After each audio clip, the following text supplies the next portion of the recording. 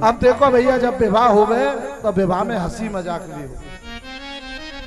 अब जितनी भी सखियां हैं ना, वो लखनलाल से कहने लगी, क्यों लखनलाल, अभी तुम्हारे भैया तनकर के खड़े हो गए थे, वो कह रहे थे हम रघुवंशी हैं, हम क्षत्रिय हैं, हम किसी के आगे नहीं झुकते। और हमने तो तुम रघुवंशियों के बारे में, तुम क्षत्रियों के बारे में एक बात सुनी। क्या सुना है? बोले बुरा तो नहीं मानोगे, कह दें लखनलाल। बोले बताओ। आज जनकपुर की सखियां लखनलाल से कह रही हैं, हमने सुना है। क्या क्या? ना मीर से होते ना पीर से होते, ना मीर से होते ना पीर से होते, ना मीर से होते ना पीर से होते, ना मीर से होते ना पीर से होते।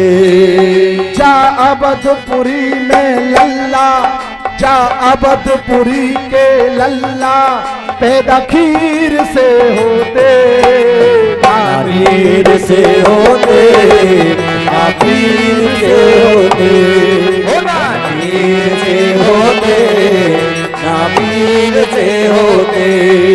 जा अवधपुरी के लल्ला, हो इस अवधपुरी के लल्ला, पैदा खीर से होते, ना मीर से होते ना पीर से होते।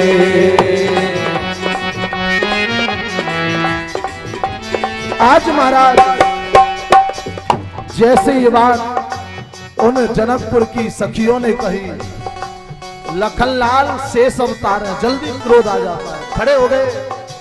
बोले तो कुछ शर्म भी नहीं आई? बोले क्यों? बोले हमारे यहाँ की मर्यादा तो है कि हमारे यहाँ खीर खाए से बालक पैदा हो गए, और तुम्हारी कोई मर्यादा नहीं है, कह दो। बोले कहो।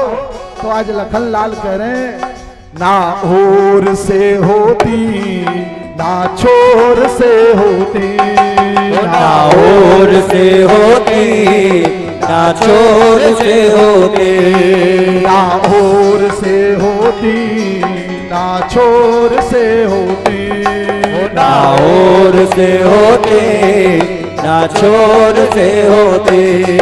जा जनकपुरी की लल्ली, जा जनकपुरी की लल्ली, धरती फोर के होती, ना ओर से होते ना छोर से होते, ना ओर से होते ना छोर से होते। जा जनकपुरी की लल्ली, जा जनकपुरी की लल्ली, धरती फोर के होते, ना ओर से होते ना छोर से होते। लखनलाल कहवे लगे तो कुछ शर्म भी नहीं आई, हमारी मर्यादा तो है खीर खावे से बालक पैदा हो में, और तुम्हारे यहाँ तो एक फावड़ो ले जाओ, एक तसला, जहां ते चाहो वहीं ते खोद के ले आओ। तुम्हारे घर की तो कोई मर्यादा भी नहीं है। आज हास्य परिहास्य हुआ, और आज जनक महाराज ने विश्वामित्र जी से विनय विमर्श किया, क्योंकि जनक जो है वो नाम नहीं था उनका, जनक तो एक उपाधि होती थी। जो गृहस्थ धर्म में सर्वश्रेष्ठ होता था उसी को जनक की उपाधि दी जाती थी। जनक का जो नाम था वो था शीरध्वज, और उन्हीं की महाराज, उन्हीं के एक छोटे भाई थे जिनका नाम था कुशध्वज। जनक जी ने सोचा, बोले राजा दशरथ के यहाँ भी चार पुत्र हैं, और 2 पुत्री मेरे पास, 2 मेरे छोटे भाई के पास है, तो क्यों ना हमारी 4 पुत्रियों का विवाह इन 4 पुत्रों के साथ हो जाए। आज अयोध्या नगरी को सूचना भेजी। सुखदेव जी राजा परीक्षित को संक्षिप्त में बता रहे हैं, अयोध्या से बारात आई, और आज राजा जनक ने बड़ी धूमधाम से 4 पुत्रियों का विवाह राजा दशरथ के 4 पुत्रों के साथ कर दिया। जानकी जी का विवाह प्रभु श्री राम से हुआ, उर्मिला जी का विवाह लखनलाल जी से हुआ, मांडवी का विवाह भरतलाल जी से हुआ, और श्रुत कीर्ति का विवाह शत्रुघ्न लाल से हुआ। आज महाराज चारों भाइयों का विवाह हुआ और जैसे ही महाराज कन्यादान की वेला आई, सुखदेव जी कहते हैं परीक्षित, आज जैसे ही गुरु वशिष्ठ का आदेश हुआ कि कन्या के जो माता पिता हैं वो आकर के कन्यादान कर, सुखदेव जी राजा परीक्षित से कहते हैं, बोले परीक्षित, आज जैसे ही जनक महाराज ने पहली बार अपनी बेटी जानकी को सुंदर श्रृंगार में देखा, आज जानकी जी सज धमज करके आई है महाराज, जैसे आज पिता ने पुत्री को देखा है, आज नेत्रों में आंसू आ गए। बोले जब मेरी जानकी छोटी थी तो कभी कभी अपनी माँ की श्रृंगारदानी में से श्रृंगार कर लेती, चुंदरी ओढ़ करके बैठ जाती, कितनी प्यारी लगती थी, और आज मेरी पुत्री कितनी सुंदर दिख रही है। और आज जब पहली बार दुल्हन के रूप में जनक महाराज ने जानकी को देखा है, उनकी आंखें भर आई। जनक जी विदेह राज हैं, उनका हृदय तो भर आया लेकिन आंसुओं को अंदर पी गए, क्योंकि मैं विदेह राजू में रोऊंगा तो अच्छा नहीं रहेगा। और जैसे आज कन्यादान की बारी आई, हाथ पीले किए, जैसे ही हाथ पीले करने लगे कि उनके हाथ कप कप आने लगे। सुनैना जी ने देखा इनके हाथ कांप रहे, जैसे चेहरे की तरफ देखा तो आंखों से मोटे मोटे आंसू टपक रहे। सुखदेव जी कहते हैं परीक्षित, बेटी और ब्याज कब बढ़ जाती है पता नहीं चलता, बेटी और ब्याज कब घर में बड़ी हो जाती है कोई पता नहीं चलता। आज मंडप में माता जानकी प्रभु श्री राम जी के साथ बैठी हैं, आज पूजन विधि कर रही हैं, और महाराज जनक जी के नेत्रों से मोटे मोटे आंसू गिर रहे हैं। माता सुनैना ने कहा, महाराज रोइए मत, बेटी का कन्यादान रो करके नहीं, प्रसन्न चित्त होकर के, प्रसन्न होकर के करिए। आज जनक जी कहते हैं, सुनैना मुझे पता नहीं कि मैं अपनी बेटी का कन्यादान करूंगा तो कन्यादान करते करते रो पड़ूंगा।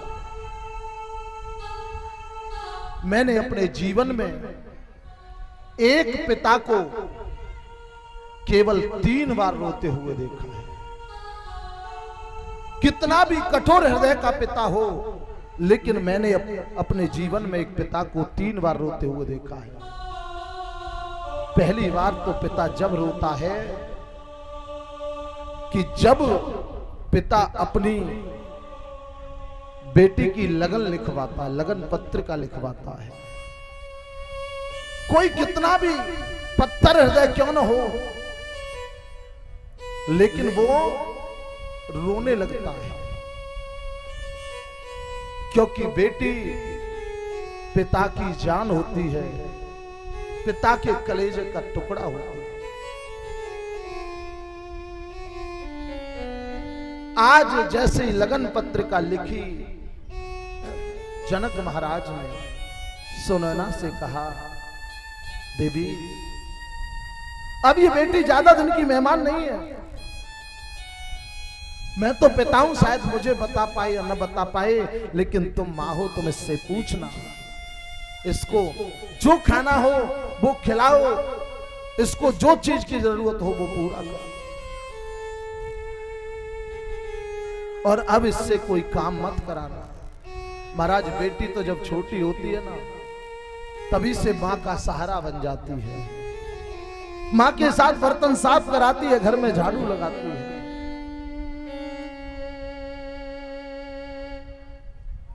मुझे क्या पता था कि मेरी जो बेटी है वो मुझे छोड़ करके चली जाएगी।